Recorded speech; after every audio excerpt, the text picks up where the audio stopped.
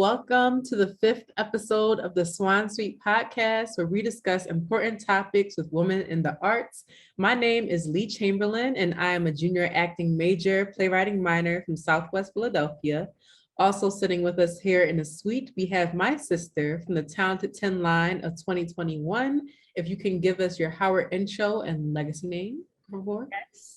Hello, my name is Deirdre Duncan. I am a graduating senior dance major from Greenwood Lake, New York, and my legacy name is Marie Bryant. I am number 9 on the Talented 10 line.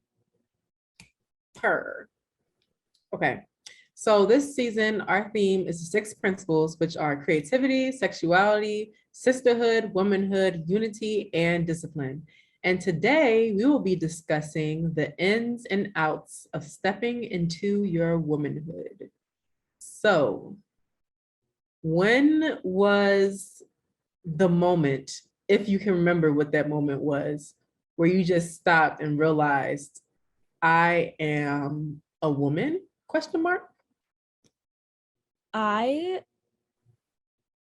Okay, woman in what sense? Physically, emotionally, like mentally, like maturity wise? Like anything, like where you just said, I am a woman. Like this is me, I'm here. I vividly remember, and I have it in my Snap memories, like my Snapchat memories. For some reason, it was probably way too late because I don't sleep well. So I was probably up at 3 a.m. And I took a picture of myself and I looked at it and I went, I look like a woman. You know, like you live in your body for so long that you're like, yeah, I am genetically female, blah, blah, blah, whatever. But I took that one picture. It was in the middle of the night. Like I wasn't even done up or anything. And I was like, I look like a real person, like a real female person, a woman. And no, really.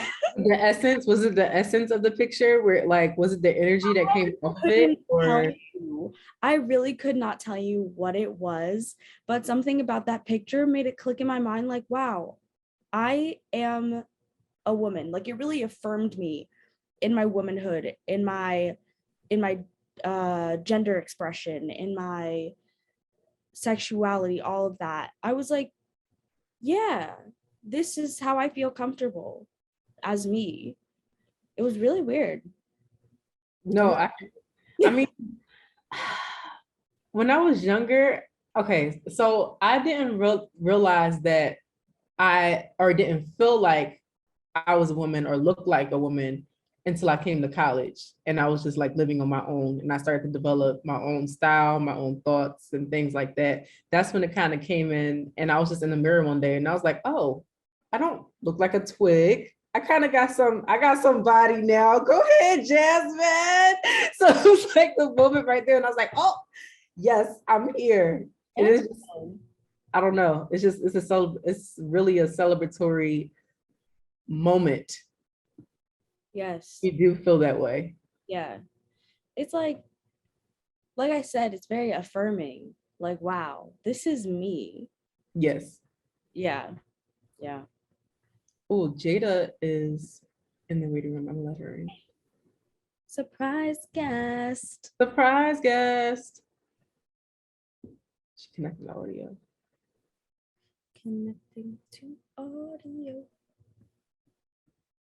But yeah, well, while she's connecting to audio, another moment where I felt like, oh, I'm getting kind of grown now, was when I moved into my apartment. Mm-hmm. And just making that journey with my parents, like here from Philly, and then having them help me set up my desk and put together my bed, and my dog Prince was here. And then they were like, all right, Jazmyn, see ya. And I was just here by myself. And I was just like, yeah. It's just that independence just felt amazing because when I moved in, and even though my apartment was basically empty, it was like a clear canvas.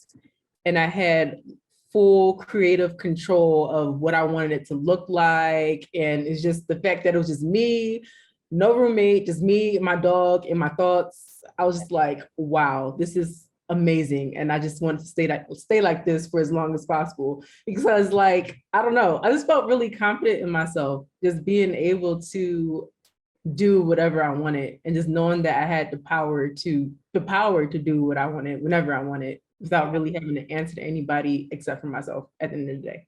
So Yes, I think another moment where I really felt like I am a grown person, like I'm a grown woman. I feel like the phrase grown woman has so much weight to it, but another moment where I started to feel like that was recently. Sorry. I have always been very accountable with my parents because, I live at their house. Not right now. I'm at school living at my house here. But when I am home, I always let them know where I am and all that kind of stuff. But I kind of just stopped asking permission because I was like, I am a grown person. Like I live on my own. Well, I live with 2 roommates, but I live on my own. I have my own car. Like I'm responsible for myself. So I don't really have to ask them if I can go places. I can just go.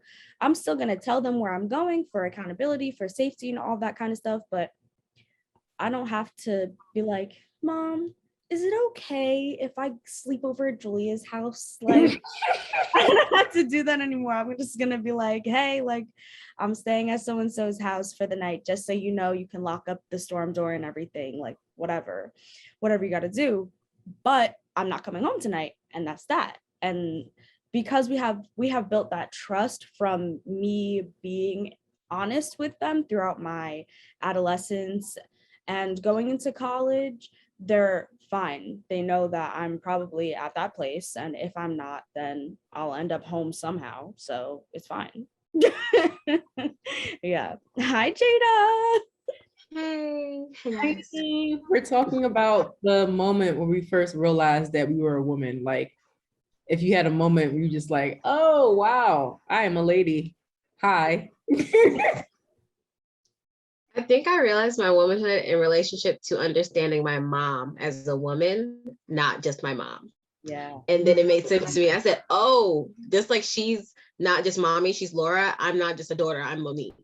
And that's a whole separate entity. And realizing I was grown versus like a kid. And in my mind, it's still like, oh, I'm 17. It's like, no, you're not. You're 23. You're kind of grown, sis.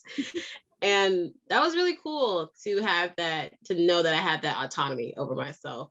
Yeah. And it was today when I realized that I don't have to live my life the way that other women or other people told me to. I can live it and be my type of woman because I want to, and that's my life.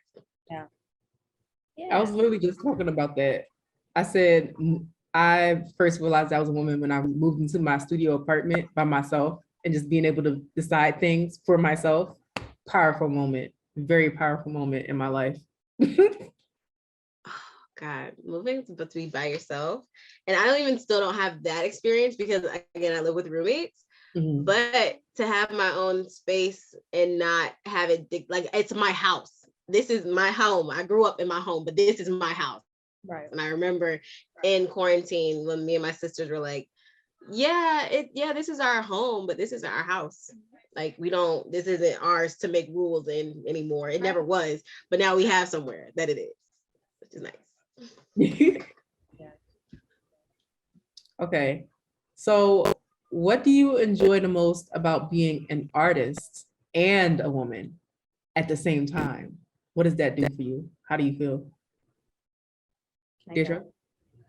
So I think that as women, especially Black women and artists, we have such unique perspectives on things.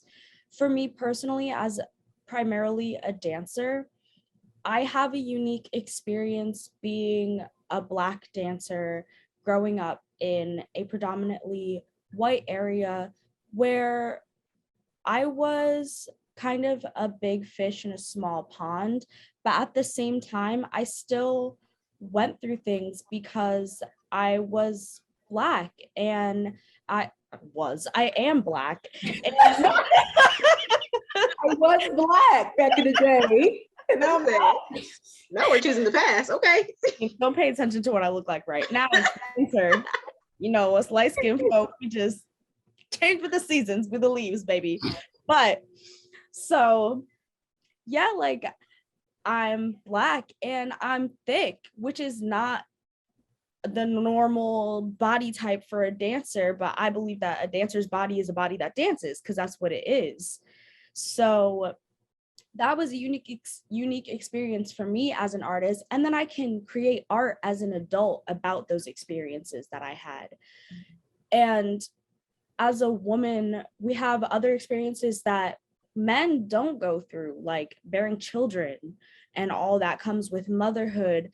And when I get to that stage of my life, I will end up making art about that, because as artists, we put our lives into our art, because that's how you make genuine art. You make what you know. Yep. And so, yeah, that's what I got to say on that for now, until somebody says something that makes me think of something else. When I think of being an artist and a woman, you know, most people associate a bunch of emotions with women. And I, like many of my sisters having a Cancer moon, I have so many emotions. And it just, the depth of it. It's funny, I put this on my Finsta recently. The depth of the intensity of my emotions sometimes shocks even myself. And I'm realizing that I need to put that in my art. That is not, yes, it's something for me to know for myself, like what I'm going through, something so my body and mind realize, oh, something's wrong. But I can put that in my art. That's the point. I'm an actress. They want to see it in my art because that's how they relate. You think I'm the only person crying at 3 a.m. over spilled milk? Incorrect. Every other 23-year-old that barely has $2 in their account is crying at 2 a.m. over spilled milk. So I think that's so cool that I get to do that. And it's empowering. It's empowering for someone else. I'm not gonna lie, I'm empowered every time I see Viola Davis snot bubble. I am. That's it. I be crying like that too, sis. Thank you for showing me a 45-year-old woman crying, bawling her eyes out over whatever it is that she's going through in that movie. So I think that's amazing that we get to do that. And I'm so excited to get to do that. As I'm having these conversations, having all these realizations, because I don't know if I've ever actually sat and thought about, it's like, an artist and a woman, what's amazing about it? So yeah. No, yeah, definitely bringing our own version of the truth into our art is like the best thing about it. Like me personally, I enjoy the intimacy part of creating art. Like whenever I work creatively, I have to do it by myself. It can't be nobody else around me. It can't be no kind of like distractions. It has to be just Jazmyn and a pen and a paper, or just Jazmyn, her brain in an empty room.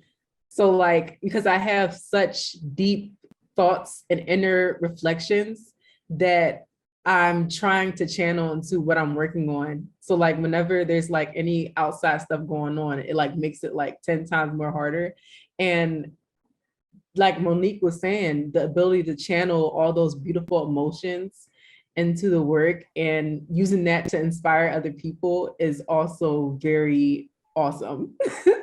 It's really an amazing thing.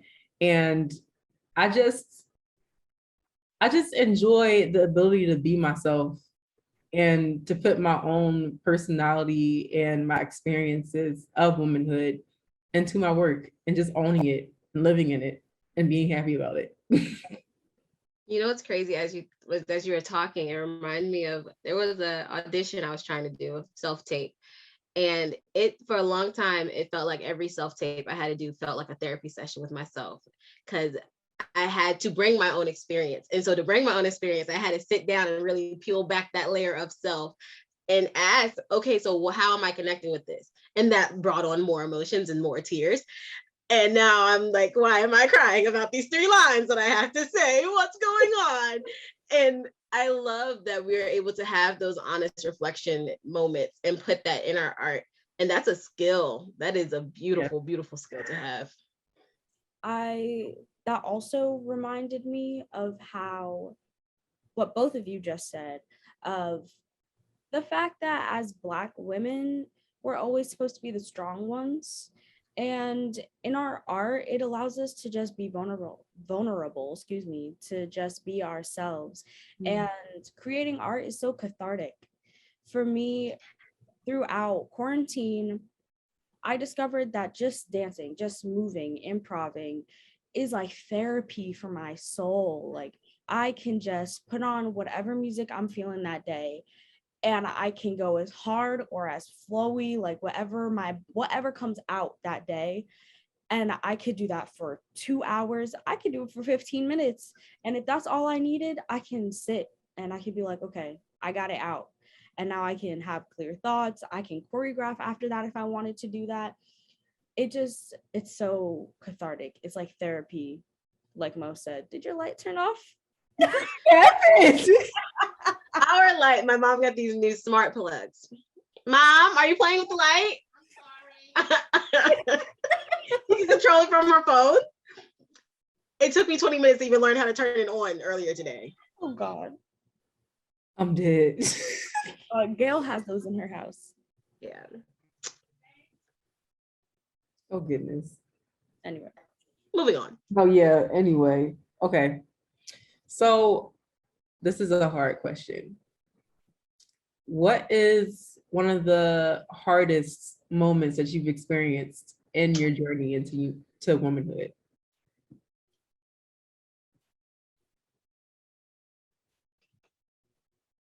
That's really hard. I have no thoughts. Hang on. I want to give an honest answer, so I have to really get to peel the layer real quick. Jazz, do you have anything? Well, I was going to see if y'all had. Hang on. Say the question one more time for me. Okay. What is one of the hardest moments you've had in your journey into womanhood? In my journey in womanhood, it's a moment that I'm kind of going through. I'm on the other side of it recently. Womanhood, a lot of it to me is also intermingled with adulthood. And with adulthood comes financial responsibility and learning discipline in that. And learning I'm so used to seeing my mom having the stress of the world on her shoulders. She was the one that did the budget in our household. So to me, it's a woman's job to be good with money and be financially stable and make sure you're good like that. And I did not really learn how to budget for myself really well because I think I have a government job, which I do not, nor do I ever want, but I know that's how my mom did it. She had a good government job, so we were good to go. And it's being responsible for myself and my own bills and trying not to ask for help. In womanhood, it is trying to be vulnerable enough to ask for help when you know you're trying. And I know I've been trying my damnedest. And sometimes it just does not feel like enough. And that is gut-wrenching. The thought of not being enough, when every retreat I've gone to, every forehead kiss from my dad, you are enough, then why the hell doesn't it feel like it right now? And that was a terrible thing. But in learning that, it's not that I'm not enough. Life is rough and you have to learn how to get up and keep fighting and keep trying and keep choosing to live on, because it is very, I get it. People wanting to unalive themselves, trigger warning, sorry. But because life gets freaking rough, and choosing to be a big grown woman and wake up the next day after you have bawled your eyes out, and that's not bubble came out regular, and choosing to keep going and keep trying. I would have to second that notion, especially about the financial aspect. As a woman, I'm not gonna say college kid because we're women. Yeah. As a woman in college, as a woman freshly out of college, that is not easy.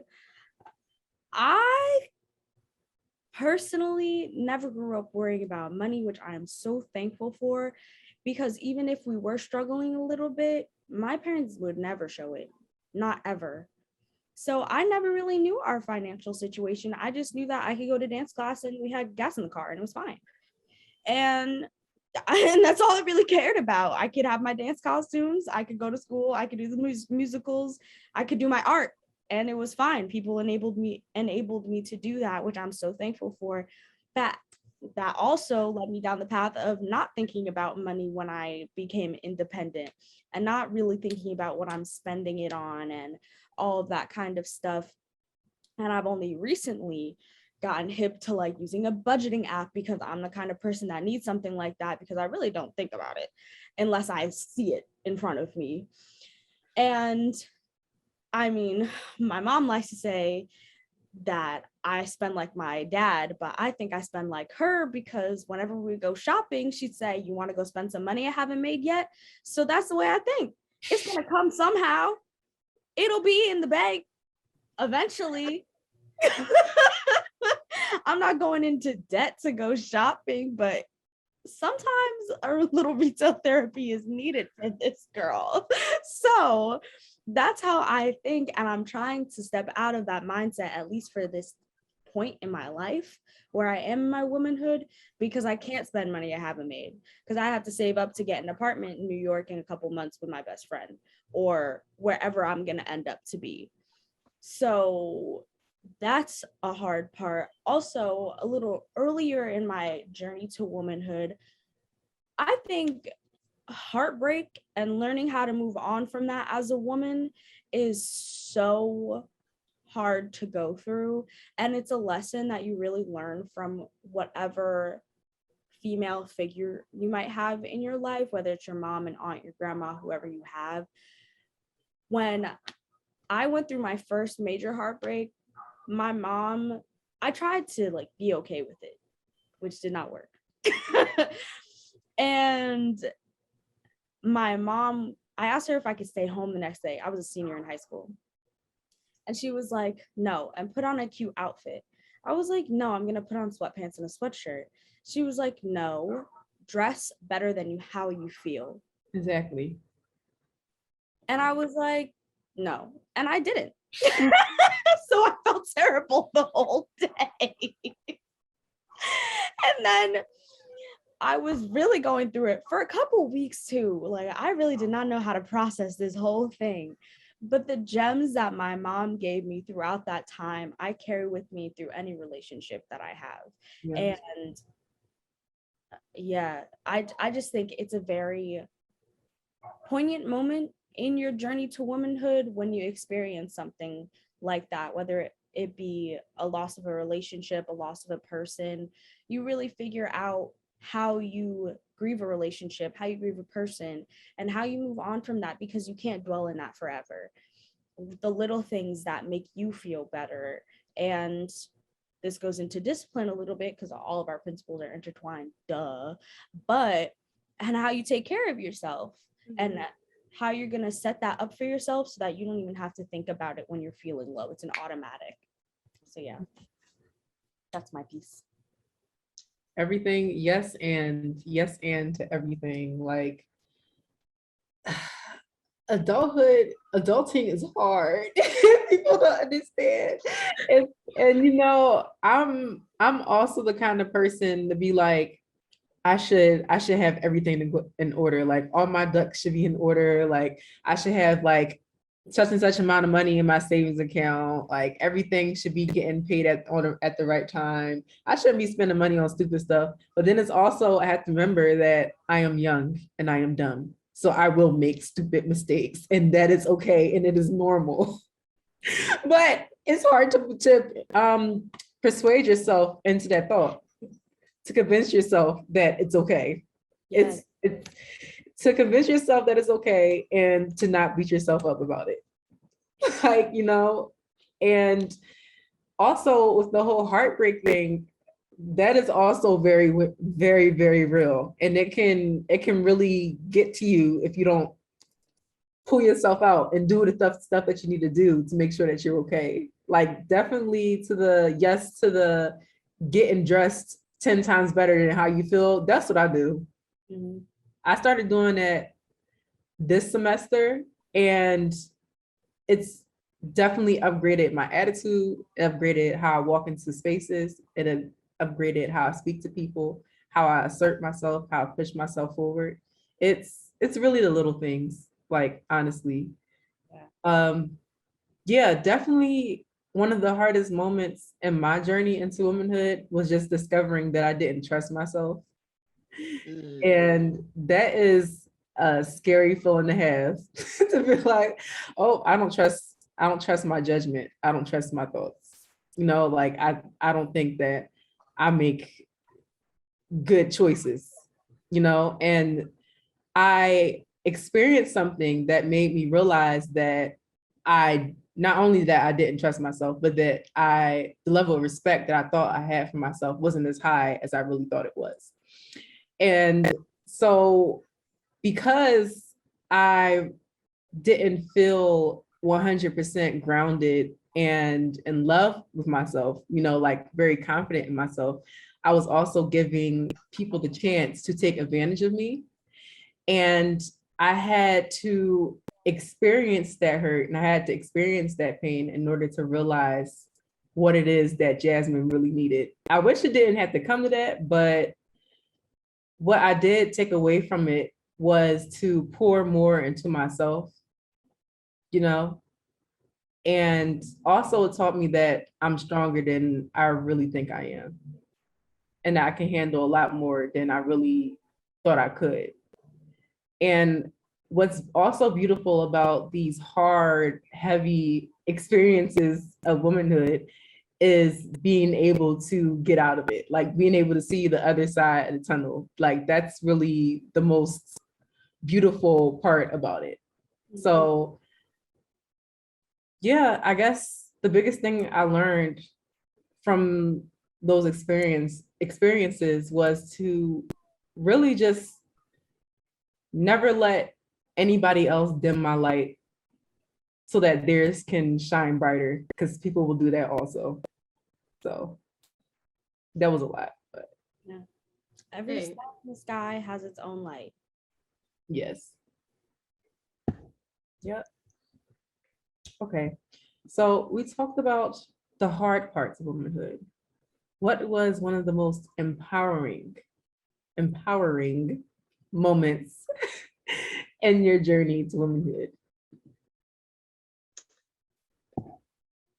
Deirdre.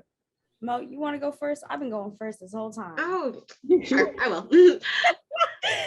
Falling in love with my body. That was the same thing. That was such a fun journey. It was such a fun journey on the other side. So when I turned 20, which was, wow, 3 years ago, that's insane. I cut my hair. And I did not realize that my hair was my personality. I did not realize that my hair is how I looked at myself. I don't think I actually looked at myself like that anymore. And right, I know, right?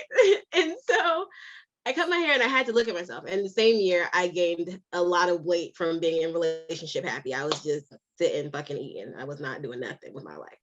And so it was like my face was really round. I've always had a round face, but my face was super round and I was just bigger.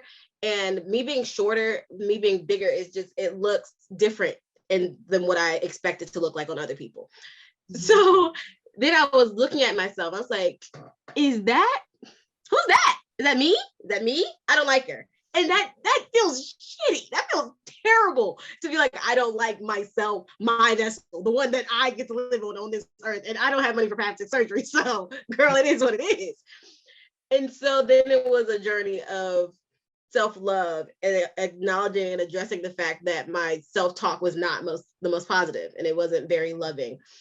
And waking up and talking to and saying good morning beautiful, like literally hey beautiful every day. It felt corny as hell the first couple of days, but afterwards I'm like, damn, you kind of are bad, you kind of fine. Oh wow. And I know recently it's so funny to be on the other end of the journey for like a couple of these, right? And I looked at myself and I've been working at working out and being consistent and having discipline with that. And so I looked at myself recently in the mirror and I was like, oh, yo, that's my body. I did that. Like I did that. I put in the work to look like that and to know that I look good, even if I hadn't put in the work. Okay. But thank God I did, because the girl was snatched. And loving myself and knowing, like walking past the mirror and be like, whoa, hold up, is that me?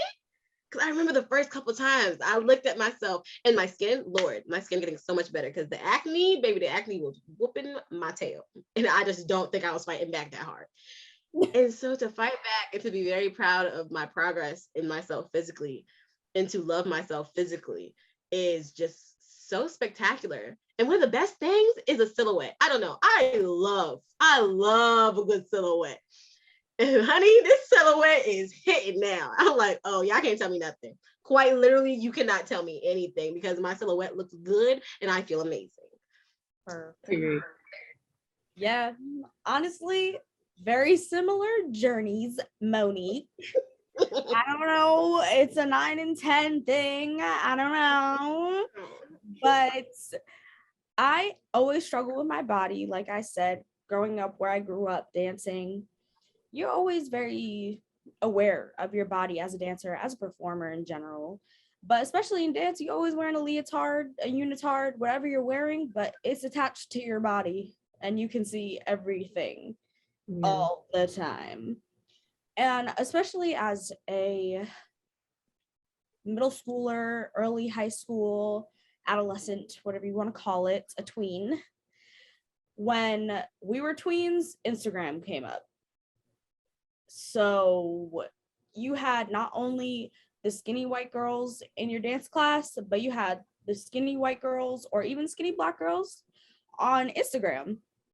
And so you were always not a general you, I was always comparing my body to them, and that I stopped comparing myself to people at a certain point, and then it just got to be like, I don't like it, I don't like it, I don't like it. But there was nothing not to like there.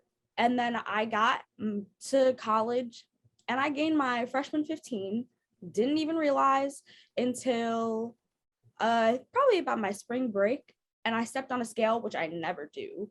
And I was like, that's a lot more numbers than there were before. That's a higher number. And I had a 4-hour breakdown over it. And I looked at pictures of me my senior year of high school, and I was like, I was small. Like, I had always been small. Even though I thought like, oh, my stomach could be smaller, my thighs could be smaller, blah, blah, blah. But now when I gained the extra weight, I was like, oh my God, now I'm not.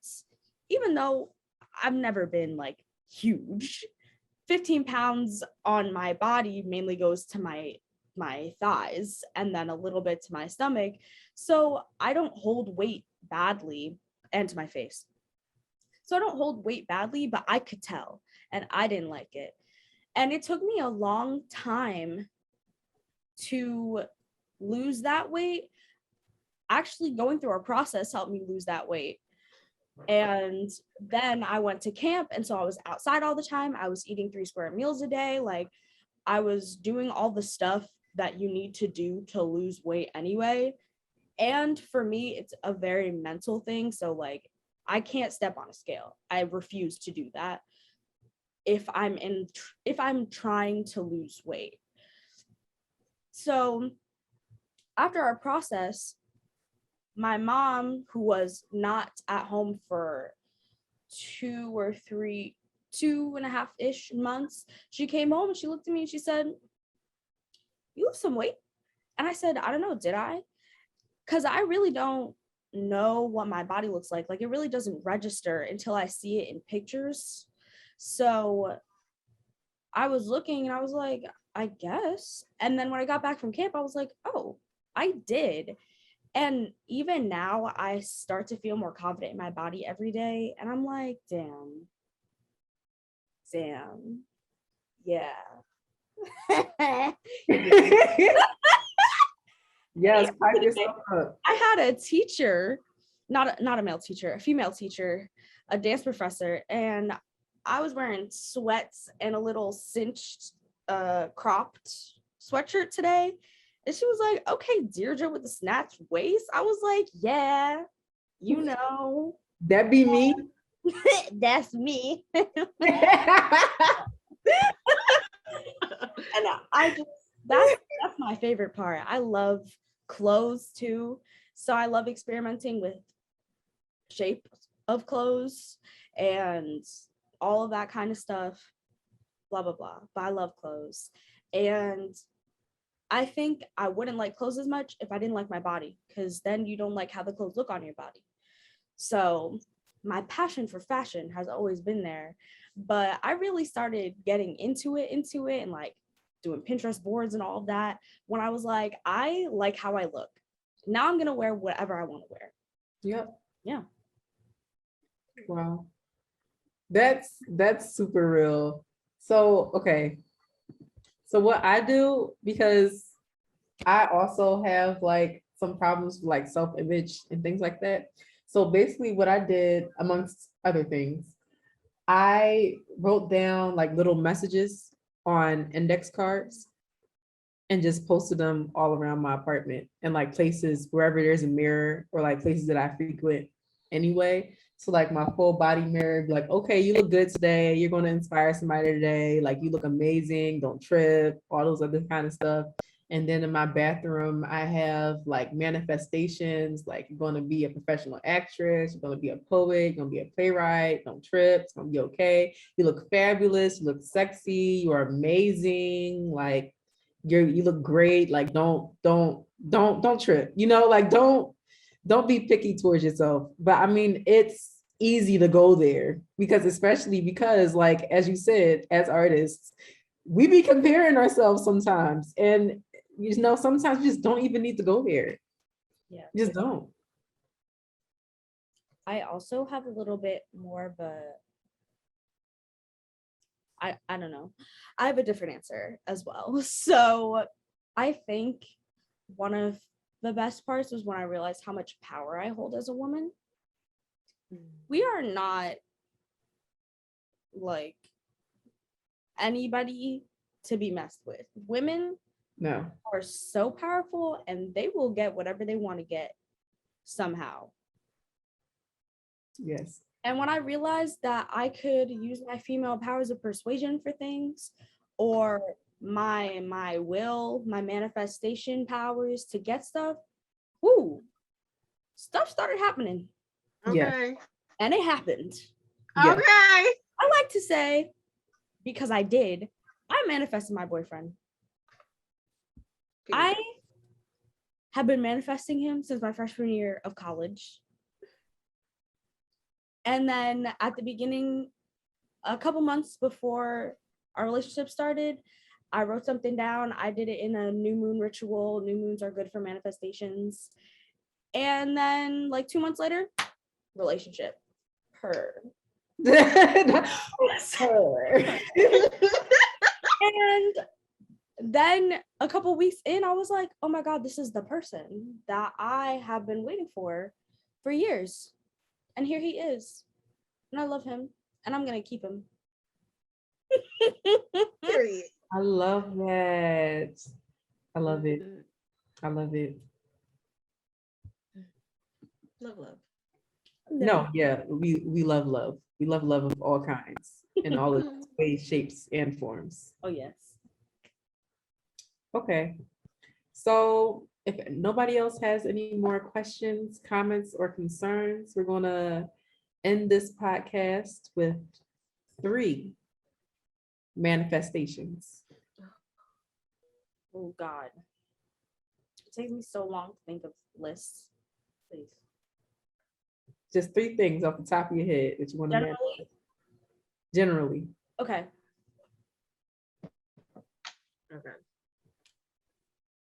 I got it. That's okay. way less time than I thought it would, because I actually have things to manifest right now. My first manifestation is that I will be on Broadway I'm going to give myself to the end of the year. Love it. And you will. And you will. Give myself a long period of time because I got to stay up. I got to be ready right now. The crazy thing about it is that you will be on Broadway before the year is over. I can see that, and I can feel it.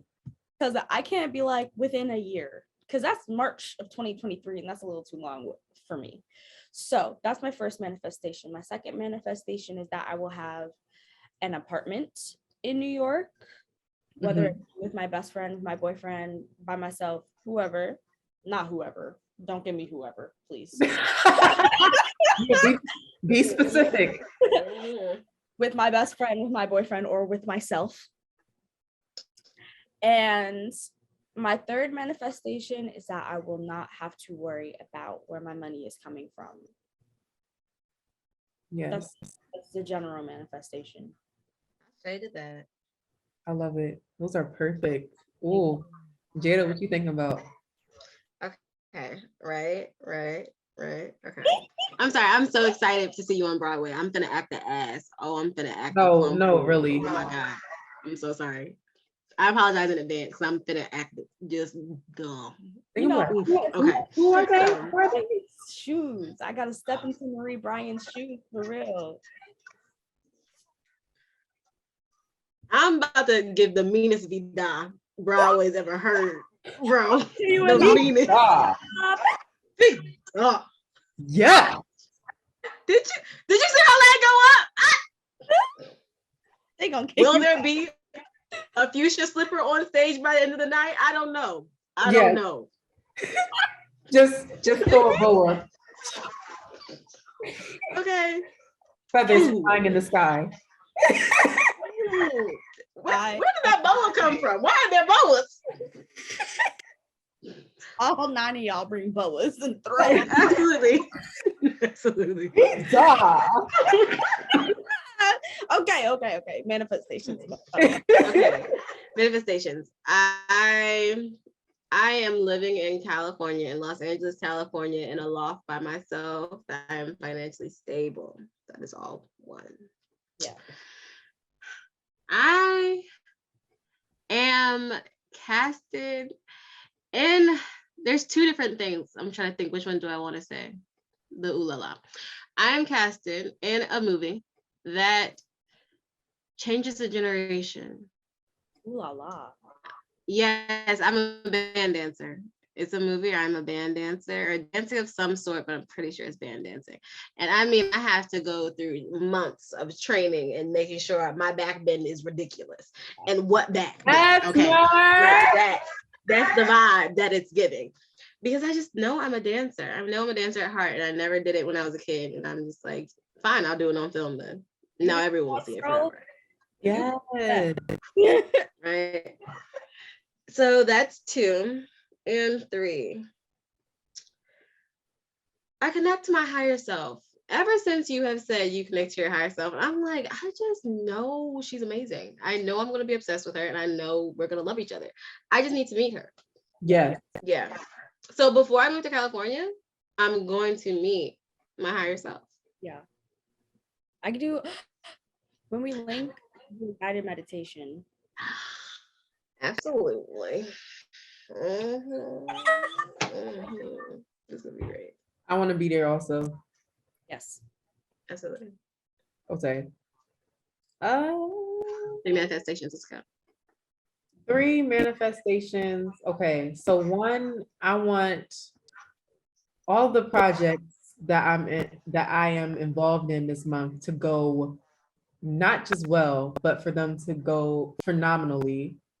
I want to do a fabulous job in all of my roles that I'm in this month, and everything that I create in class, and everything that I produce, period.